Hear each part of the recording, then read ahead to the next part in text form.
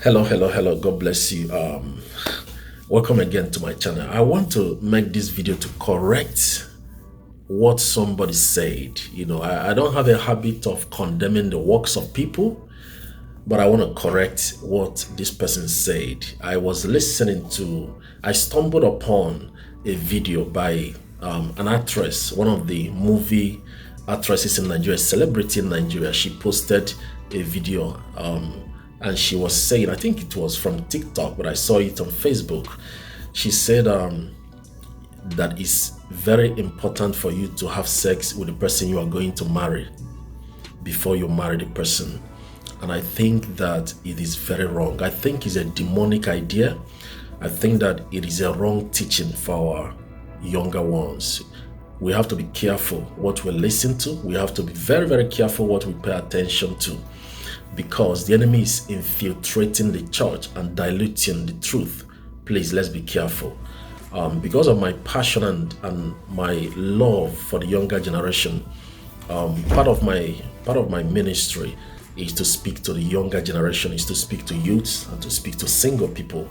I think that it is wrong for you to sleep with a person you intend to marry, because let me tell you something. The Bible said marriage is good, but when the bed is undefiled. So what it means that when you defile your bed before marriage, you have laid a wrong foundation. When you defile yourself before marriage, you have laid a wrong foundation. In fact, what I tell people, the moment you are dating somebody and you have sex with the person, break up with the person. Just break up, forget about it, because it's a wrong foundation already. When you engage in that person will never trust you. The moment you sleep with somebody you are going to marry, I know some people, they do it, they say, oh, let me see if he is good in bed. Let me even see if he's potent. Let me make sure that he can satisfy me, or let me make sure she can satisfy me. Let me see the size of his private part. How can you be saying that? How can you be saying that? Do you think God doesn't know what you need? Do you think God will give you a bad gift? How can you believe in that? The Bible said, one of my favorite scriptures, book of Proverbs chapter 3 verse 5, trust in the Lord with all your heart and lean not to your own understanding. In all your ways acknowledge him. He shall direct your path. In the book of Psalm 37, the Bible repeated that, trust in the Lord and do good, and he will bring it to pass.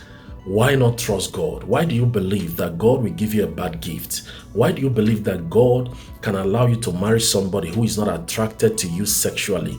God created sex. God designed sex. All right? In fact, in marriage, sex is fellowship. Sex is fellowship. Do you know how husband and wife pray? That is how sex is. The way husband and wife pray, during sex, they are having fellowship, because it's a covenant. Prayer bonds husband and wife. Prayer bonds them. Eating together bonds them. All right? Sleeping together also bonds them. So sex is fellowship.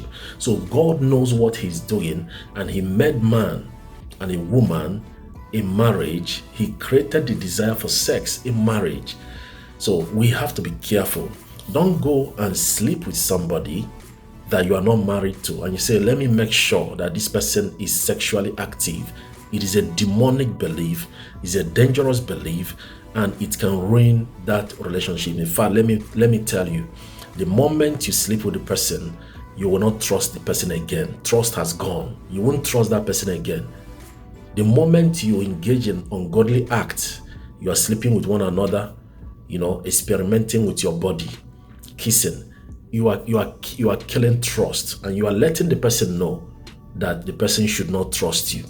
Because in the mind of that person, the person will be like, when I travel, I feel like she would do it with somebody else.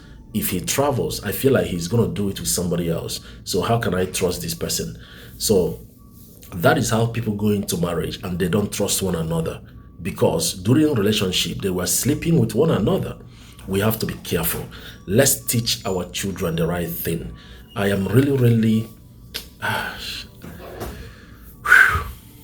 sometimes I wonder what our children see on social media.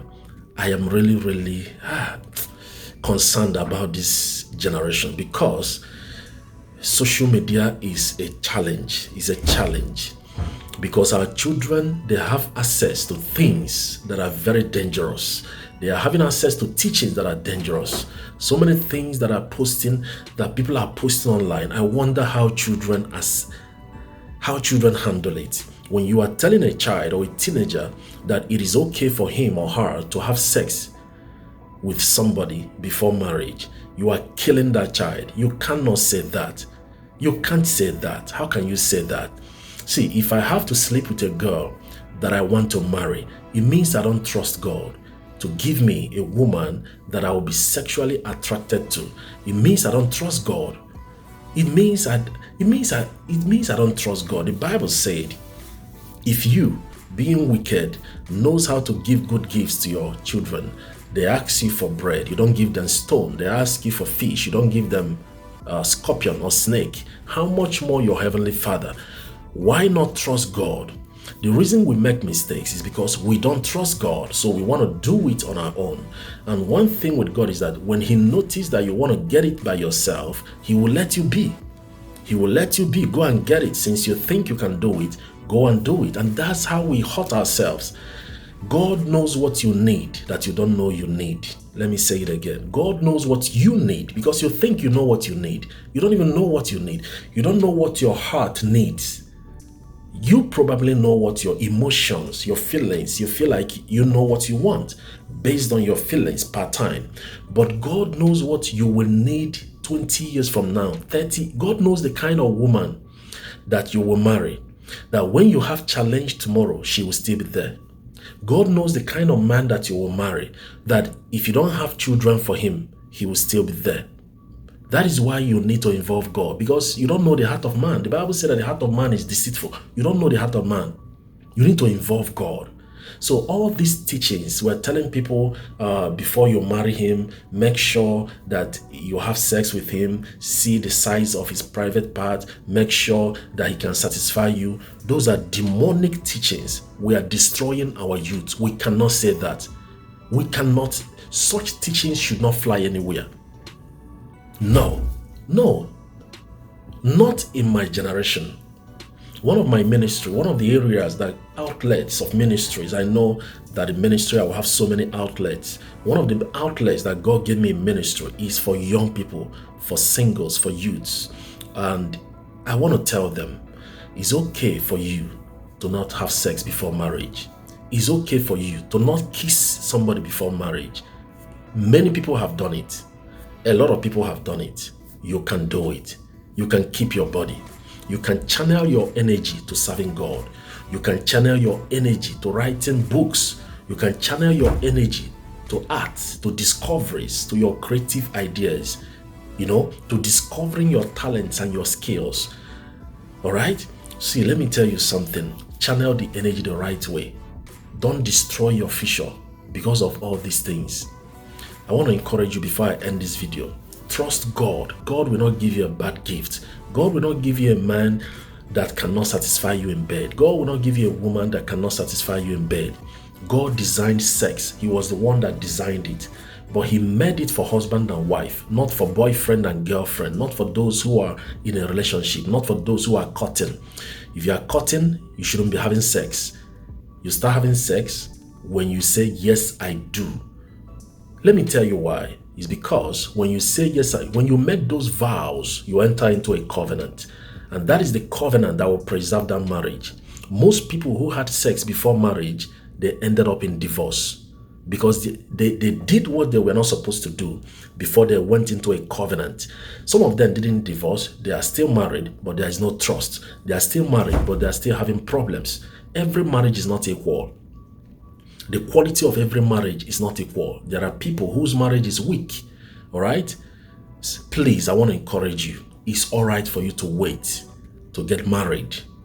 To get married. I'm not just talking about going for traditional marriage and you are having sex. As a child of God, you have to make a vow before God that it is for better and for worse till death do us part. Then you can have sex with your husband or with your wife. Let's stop spreading demonic teachings that will destroy people. That man can sleep with you and not marry you. that girl can sleep with you and not marry you. So what is the use? You want to check the person out before you marry the person. What if the person doesn't marry you? What if it doesn't end up in a marriage? You're going to hurt yourself. Is that how you'll be going about from one person to another, checking to know if they are good in bed, and they keep disappointing you, they keep breaking your heart? Stop. It doesn't work that way. Trust God. God knows what you need that you don't know that you need. Preserve your body for your spouse. All right? It helps you to have trust for the person. God bless you.